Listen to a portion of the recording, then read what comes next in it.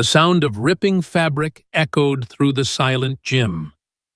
Isabella Cruz stood there, her athletic shirt torn from shoulder to back, exposing sun-kissed skin and a strange tattoo. Damon Whitfield, the 6'5" basketball star, grinned triumphantly, still holding the torn fabric in his hand. "Oops, Miss Cruz, I was just trying to help you dry off." His voice dripped with mockery. 20 students stood around them, phones raised, recording everything. No one intervened. No one spoke up.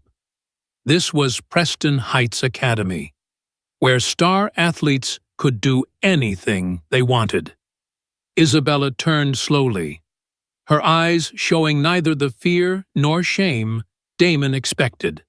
Instead, a cold smile crossed her lips. "Thank you, Whitfield. You just helped me more than you know." Damon had no idea that the tattoo he'd just exposed was worth exactly $5 million of his future. Before we dive deeper into Isabella's calculated revenge, I want to take a moment to connect with you. If you've ever witnessed injustice in schools or felt powerless against those who abuse their privilege, this story will resonate deeply. Please share your thoughts in the comments below. Your experiences matter and create a community where no one feels alone. And if these stories of courage against corruption inspire you, consider hitting the thanks button beneath this video. Every contribution helps us expose more truths that need to be heard. Isabella Cruz had arrived at Preston Heights Academy exactly 1 week earlier, replacing a PE teacher on maternity leave at 24. She possessed an athletic build that spoke of years of training, her Latin heritage evident in her bronze skin and dark eyes that seemed to catalog everything. The moment she walked into the gymnasium that first morning, she felt the weight of privilege in the air, thick as Georgia humidity. Preston Heights wasn't just any private school. Nestled in Atlanta's wealthiest suburb, it was a factory for future NBA stars, NFL quarterbacks, and Olympic athletes. The parking lot gleamed with Teslas and Range Rovers, gifts for 16th birthdays. The athletic facilities rivaled many colleges, funded by alumni who measured success in championship banners and draft picks. Damon Whitfield noticed her immediately. How could he not? The new PE teacher moved with a grace that suggested more than just fitness enthusiasm. When she demonstrated proper form for squats, every muscle moved with practiced precision. When she corrected a student's boxing stance in the fitness unit, her hands positioned their arms with expert knowledge. But Damon saw something else entirely. He saw fresh prey. As the star player who'd led Preston Heights to 3 consecutive state championships, Damon lived in a world without consequences. His father, Marcus Whitfield, had played 11 seasons in the NBA before becoming a commentator. His mother sat on the school board. Nike executives had been courting him since sophomore year, and the $5 million endorsement deal waiting after graduation was the worst-kept secret in Georgia high school sports. The first day. Damon tested boundaries with casual comments. "Yo, Miss Cruz, you need a spotter for those squats. I'm available." His teammates laughed. Isabella simply logged the interaction in her mental file. By day 3, the comments evolved into accidental touches, while she explained defensive positioning to the class. Damon brushed against her, his hand grazing her shoulder. "Just trying to see the demonstration better, miss," he said with mock innocence. Isabella stepped away smoothly, maintaining her teaching flow while memorizing every detail. Sophie Martinez approached her after class that day, waiting until the other students had left. The junior's hands trembled slightly as she spoke. "Miss Cruz, you should be careful around Damon. He's done things before." Isabella set down the equipment she was organizing and gave Sophie her full attention. "What kind of things?" Sophie glanced at the door nervously. "Last year, Miss Johnson left suddenly. Everyone said it was family issues, but—" She pulled up her sleeve, revealing faint bruises that had yellowed with time. "He corners girls, teachers too. His dad and Coach Bradley make problems disappear." Isabella's expression remained neutral, but inside, her conviction solidified. "Thank you for trusting me with this, Sophie. Can I ask you something? Would you be willing to write down dates and details of what happened to you?" Sophie's eyes widened with fear. "I can't. My scholarship—" "I understand. Just know I'm here if you change your mind." That afternoon, Isabella encountered Coach Bradley in the faculty lounge. The head basketball coach was a mountain of a man. Former military, with eyes that assessed everything like potential threats. He poured coffee while making small talk about curriculum, but his message came through clearly. "Damon's got a bright future ahead of him," Bradley said, stirring sugar into his mug. "Nike's ready to make him the face of their youth campaign. $5 million guaranteed. Plus incentives. Kid could earn $20 million before he ever plays a college game." "That's impressive," Isabella replied, maintaining eye contact. "Be a shame if anything derailed that. For him. For the school." Bradley's smile didn't reach his eyes. "Preston Heights has produced 8 NBA players in the last decade. That kind of legacy brings in donations, builds facilities, creates opportunities for underprivileged kids. One bad apple, one false accusation, could ruin all that good work." Isabella smiled back. "I'm just here to teach PE, Coach Bradley. Nothing more." But she was lying. That evening, Isabella opened her laptop in her sparse apartment, connecting to an encrypted server. She uploaded the day's recordings from the microcamera in her fitness tracker, adding them to a growing file labeled Predator Day 3. The Department of Justice had spent 2 years building cases against institutional protection of sexual predators in elite schools. Isabella Reyes, her real name, was their most effective undercover operative. Her phone buzzed with a secure message. "Status update," she typed back quickly. "Primary target taking bait. Multiple victims identified. Systemic cover-up confirmed. Estimate 7 to 10 days until culmination." The next morning brought rain, forcing PE classes into the indoor facilities. Isabella supervised basketball drills, noting how Damon commanded the court. His talent was undeniable. His movements fluid and powerful. He dunked with casual ease, his teammates feeding him passes like offerings to a god. But between plays, his attention always returned to her. "Miss Cruz," he called out after sinking a three-pointer. "Bet you played ball in college. That form when you demonstrated the free throw professional level." "Just PE requirements," she deflected, but she caught the predatory gleam in his eye. He was building a narrative, she realized. The hot teacher who must want the attention, who dressed too well for a gym teacher, who clearly worked out beyond professional requirements. Isabella adjusted her strategy. She wore baggier clothes the next day, pulled her hair back severely, avoided any movement that might be construed as provocative. It didn't matter. Damon's harassment escalated regardless. Proving what she already knew, this was never about attraction. It was about power. By day 5, he'd grown bolder. During a lesson on strength training, he positioned himself directly behind her as she demonstrated proper deadlift form.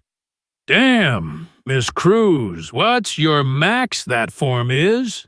He made a chef's kiss gesture while his friends recorded on their phones. "Mr. Whitfield, please maintain appropriate distance and language," she said firmly.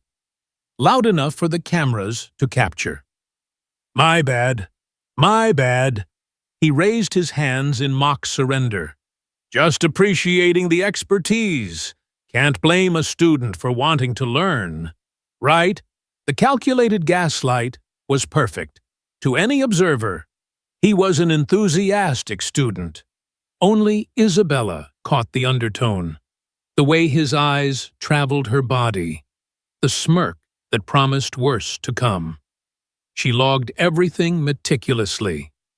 That night, she received another warning, this time from an unexpected source. A folded note appeared under her apartment door. "He hurt 3 girls last year. Administration knows. They have lawyers. We have fear. Please be careful. A friend." Isabella photographed the note, adding it to her evidence file. Her handler had warned her this assignment would be different. Previous operations involved single predators, maybe 2. But Preston Heights appeared to harbor an entire ecosystem of enablers, from coaches to administrators to parents willing to sacrifice others' children for their own child's success. The weekend brought research time. Isabella studied game footage, not for plays, but for patterns. She watched how Damon interacted with female students, noting the ones who took deliberate detours to avoid him.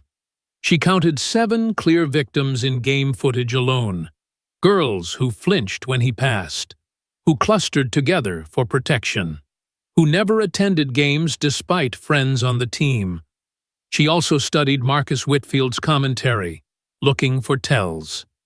The former NBA star spoke eloquently about discipline, character, and responsibility during broadcasts, but Isabella caught the micro-expressions when discussing player scandals, the quick dismissals of allegations and emphasis on due process that revealed his true priorities.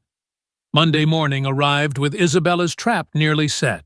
She'd deliberately scheduled herself for after-school gym supervision, knowing Damon's practice schedule left him free after 3 p.m. The security cameras in the main gym underwent maintenance that afternoon. A fortunate coincidence she'd arranged through DOJ cyber support. But her own cameras were rolling, the microscopic device in her fitness tracker, the pen camera in her bag, the phone positioned strategically on the bleachers. All captured different angles. She'd learned long ago that predators often walked free due to inconclusive evidence. Not this time, as predicted. Damon appeared at 3:15 p.m. with 2 teammates, Jalen and Marcus Jr., both juniors, eager to orbit their star player. They entered laughing about something on Damon's phone, probably another conquest or cruel joke at someone's expense. "Afternoon, Miss Cruz," Damon called out, his voice carrying false brightness.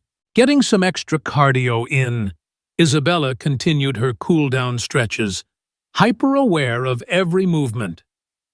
"Just finishing up. The gym's all yours, gentlemen." "Nah, don't leave on our account." Damon grabbed a basketball, dribbling with casual expertise. "Actually, I wanted to apologize for last week. Some of my comments were out of line." The sudden shift made Isabella wary. She maintained her position, watching his approach. "I appreciate that, Mr. Whitfield. Call me Damon. We're practically the same age, right? You can't be more than what? 23, 24. "My age isn't relevant to our professional relationship," she replied evenly. Damon's teammates spread out, a practiced formation that cut off easy exits. Isabella noted their positions while maintaining an expression of mild concern rather than the cold calculation she felt. "See? That's what I like about you," Damon continued, moving closer. "You're professional, dedicated, not like these other teachers here just collecting paychecks." He bounced the ball once, twice, But sometimes being too professional creates distance, makes people think you're cold, unapproachable. I'm perfectly approachable during school hours for academic purposes, Isabella countered, taking a subtle step toward her bag. But what about after hours? You know, for special tutoring. His grin widened as his teammates chuckled. I could use help with my form. That's when Damon executed the move he'd probably planned all weekend. He stumbled during a crossover dribble, sending his water bottle flying. The entire 32 ounces of red Gatorade splashed across Isabella's gray athletic shirt, soaking through instantly. Oh shit! My bad. Miss Cruz. Damon rushed forward with paper towels, his concern almost believable. Here, let me help. Isabella stood perfectly still as he approached, her mind calculating distances and angles. She could see Jalen pulling out his phone, could hear Marcus Jr. moving to block another exit. Everything was proceeding exactly as she'd anticipated. Damon reached forward with the paper towels, but his hands weren't aiming for the spilled drink. In one violent motion, he grabbed the soaked fabric of Isabella's shirt and pulled hard. The athletic material, weakened by the liquid, tore with a sharp ripping sound that seemed to echo forever in the gymnasium. Isabella's shirt split from shoulder to mid-back, revealing her sports bra and, more prominently, an elaborate tattoo spanning her shoulder blades, a dragon wrapped around the scales of justice, intricate details in black and gold ink that seemed to shimmer under the fluorescent lights. Damn! Miss Cruz got some ink, Jalen shouted, his phone capturing everything. That's hot! But Damon's triumphant grin faltered as Isabella turned to face him. She wasn't covering herself, wasn't screaming or crying. Instead, she smiled, a cold expression that made the temperature in the gym seem to drop 10 degrees. Tell me, Whitfield, she said calmly, pointing to the tattoo, do you know what this symbol means? Some basic dragon shit. Damon tried to maintain his bravado, but uncertainty crept into his voice. This is the insignia of the Department of Justice Sexual Crimes Task Force. Isabella's voice carried clearly across the gym. Only special agents who've completed undercover operations against sexual predators are authorized to wear it. The color drained from Damon's face as she pulled out her phone. Not an iPhone, but a military-grade encrypted device that displayed recording legal quality backed up on its screen. Everything that's happened in the last 10 minutes has been captured in high-definition video with audio, multiple angles, actually. What the fuck? Damon stepped back. You're lying. You're just some teacher. Agent Isabella Reyes, actually. DOJ badge number 74291. She pulled a leather wallet from her bag, flipping it open to reveal federal credentials. You're the primary target of Operation Predator. Damon, we've been building this case for months. Jalen and Marcus Jr. started backing toward the exits, phones dropping to their sides, but Isabella's next words stopped them cold. I wouldn't run, gentlemen. My backup is already at every exit. Plus, fleeing a federal investigation doesn't look good on college applications.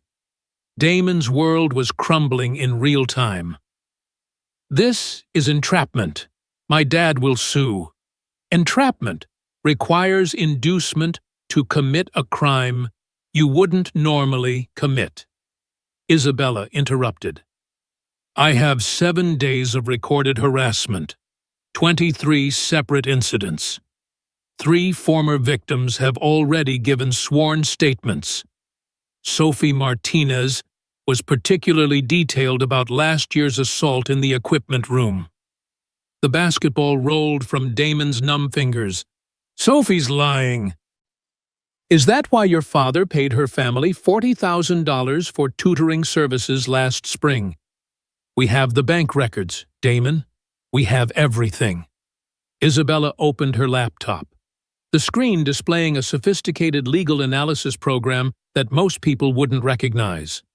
The software instantly cross-referenced Damon's documented behaviors with federal statutes, the AI calculating potential charges and sentences: sexual battery, assault, conspiracy to intimidate witnesses, pattern of predatory behavior.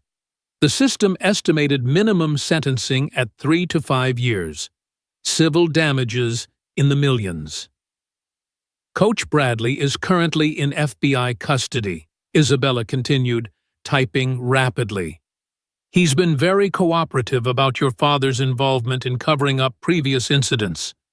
Did you know he kept detailed records of every payoff, every threatened family, every girl who left Preston Heights? Suddenly, the gym doors burst open, but it wasn't law enforcement. James Morrison from Nike strode in, his usually polished appearance disheveled from rushing.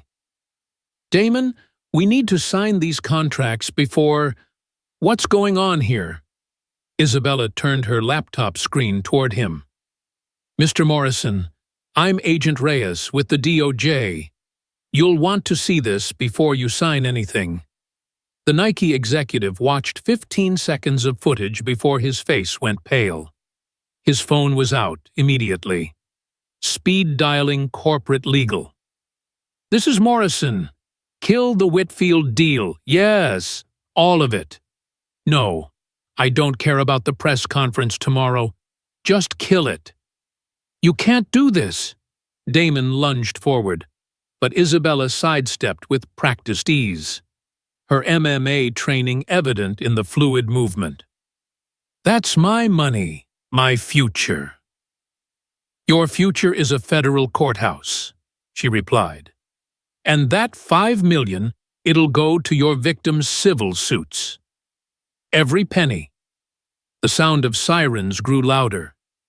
Through the gym windows, black SUVs and police cruisers filled the parking lot. Students pressed against the windows of surrounding buildings, phones out, broadcasting the downfall of Preston Heights' golden boy to social media. Marcus Whitfield burst through the doors next, his broadcasting suit immaculate, but his face twisted with rage. Get away from my son! This is harassment! I'll have your badge! Isabella handed him a folder without flinching. Mr. Whitfield, this contains evidence of your son's assaults on 7 students over 2 years. It also documents your personal involvement in covering up these crimes.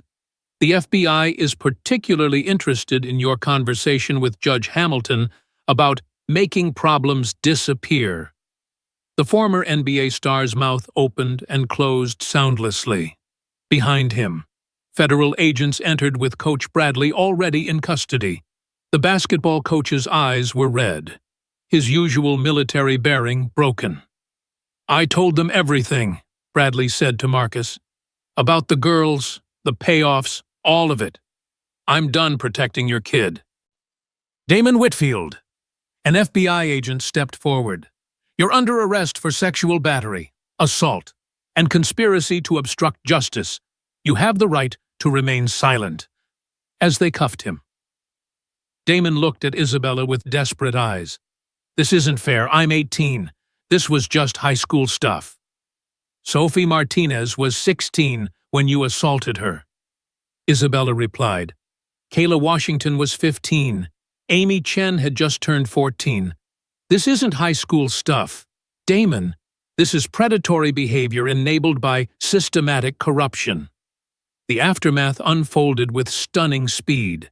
Parents flooded the parking lot, demanding answers. News vans arrived within minutes.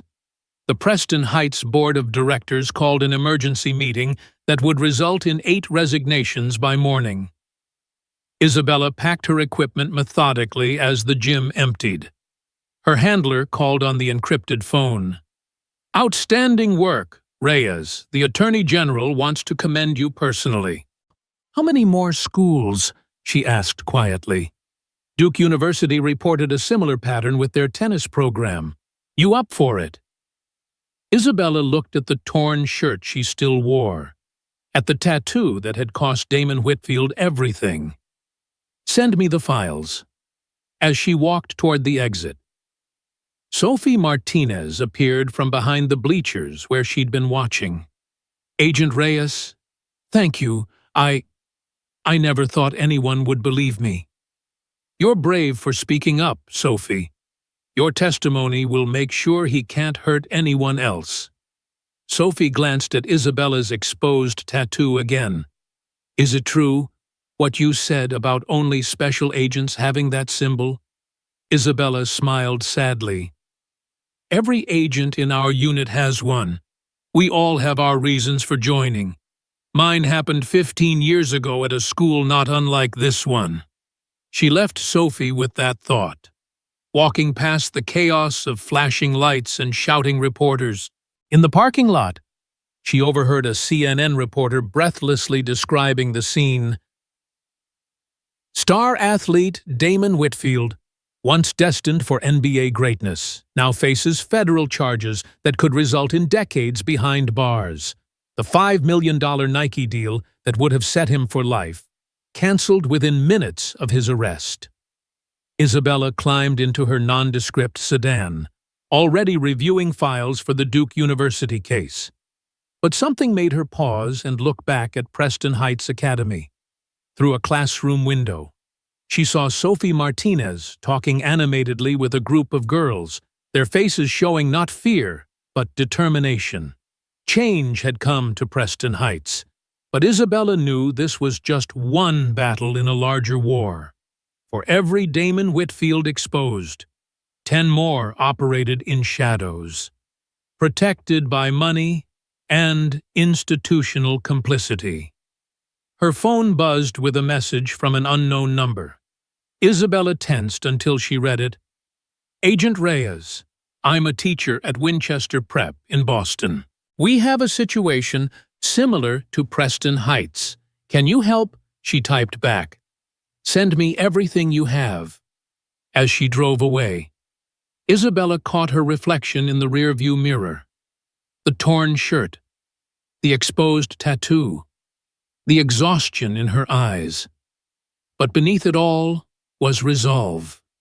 Damon Whitfield thought that tattoo would be her humiliation. Instead, it became his $5 million mistake. Sophie Martinez watched from the window as Isabella's car disappeared into traffic. But something felt wrong. She pulled out her phone, scrolling through her contacts to a number saved as Handler. Her thumb hesitated over the call button as she glanced around to make sure no one was watching. Because Sophie Martinez had a secret too. She wasn't just a victim. She was recruited 6 months ago by a different agency, one that worked in shadows deeper than the DOJ. Her mission was almost complete. But questions remained. Who was Isabella Reyes really? And why did her tattoo look slightly different from the official DOJ insignia Sophie had memorized during training? Athletic stars were made from sweat. Hours in gymnasiums perfecting their craft, chasing dreams of glory and million-dollar contracts. Monsters were made from silence, thriving in the shadows cast by trophies and championship banners, feeding on the fear of those too powerless or frightened to speak up. The system that created champions also protected predators, wrapping them in layers of money, influence, and willful blindness. But sometimes, Sophie thought, as she deleted the unsent message, hunters looked exactly like prey. Sometimes the perfect victim was anything but. Sometimes a quiet scholarship student carried secrets deeper than any tattoo could reveal. Her fingers hovered over her phone one last time before she tucked it away. Her own mission parameters echoing in her mind. Isabella Reyes had played her role perfectly. But in this game of deception and justice, Sophie wondered, who was really hunting whom? The question lingered in the empty gymnasium as Preston Heights Academy faced its reckoning. unaware that perhaps their story was just beginning.